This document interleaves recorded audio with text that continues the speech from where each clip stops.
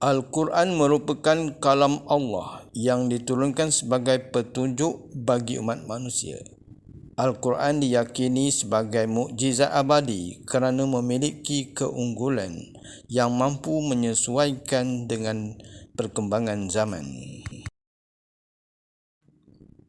Seperti diketahui, Al-Quran memiliki nama-nama yang mulia sesuai dengan sifatnya. Salah satunya As-Sifa.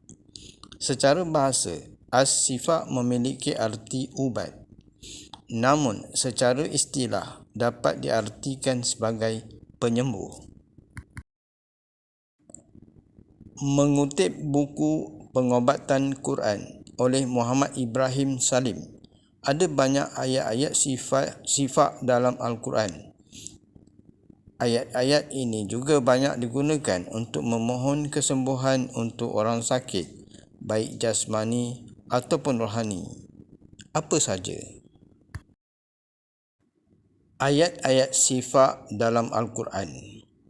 Berikut ayat-ayat sifat dalam Al-Quran yang dikutip dari buku Wawasan Al-Quran tentang zikir dan doa oleh M. Quraish Shihab.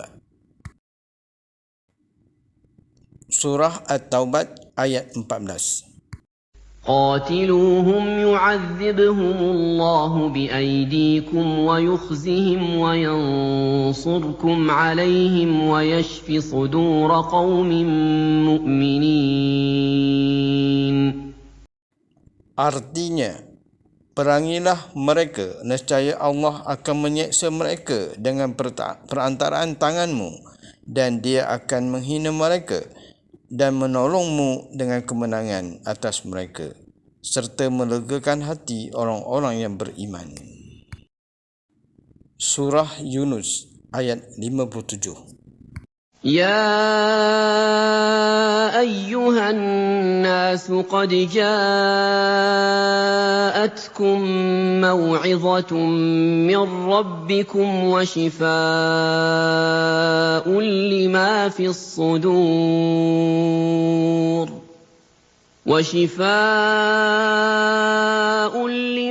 الصدور وهدى ورحمة للمؤمنين.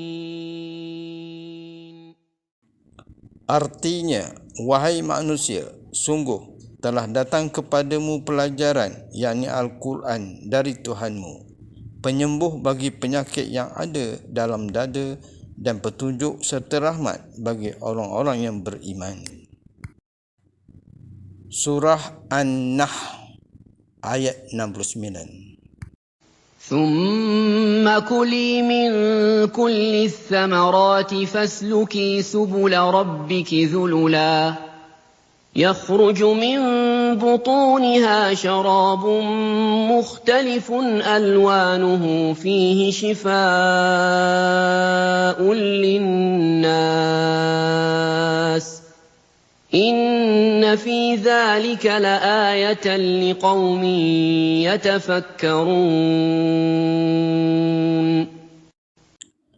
Artinya, kemudian makanlah dari segala macam buah-buahan, lalu tempuhilah jalan Tuhanmu yang telah dimudahkan bagimu.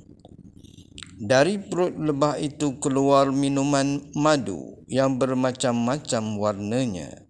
Di dalamnya terdapat ubat yang menyembuhkan bagi manusia. Sungguh, pada yang demikian itu benar-benar terdapat tanda bagi orang-orang yang berfikir. Surah Al-Isra ayat 82. وَنُنَزِّلُ مِنَ الْقُرْآنِ مَا هُوَ شِفَاءٌ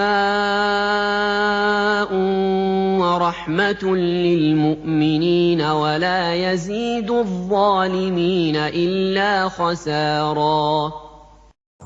Artinya, dan kami turunkan dari Al-Quran sesuatu yang menjadi penawar dan rahmat bagi orang yang beriman.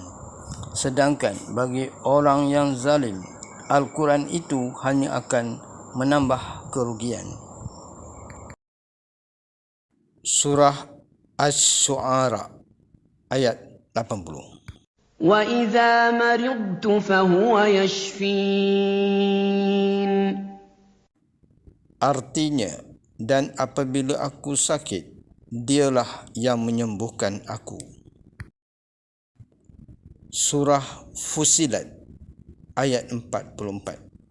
وَلَوْ جَعَلْنَاهُ قُرْآنًا أَعْجَمِيًّا لَقَالُوا لَوْلَا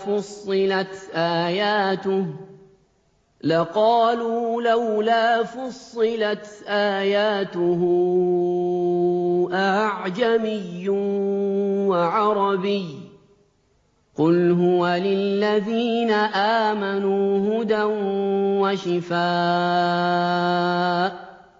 وَالَّذِينَ لَا يُؤْمِنُونَ فِي آذَانِهِمْ وَقْرٌ وَهُوَ عَلَيْهِمْ عَمًى أُولَئِكَ يُنَادَوْنَ مِن مَّكَانٍ بَعِيدٍ. Artinya, dan sekiranya Al-Quran kami jadikan sebagai bacaan dalam bahasa selain bahasa Arab, nescaya mereka mengatakan, mengapa tidak dijelaskan ayat-ayatnya? Apakah patut Al-Quran dalam bahasa selain bahasa Arab sedang Rasul orang Arab?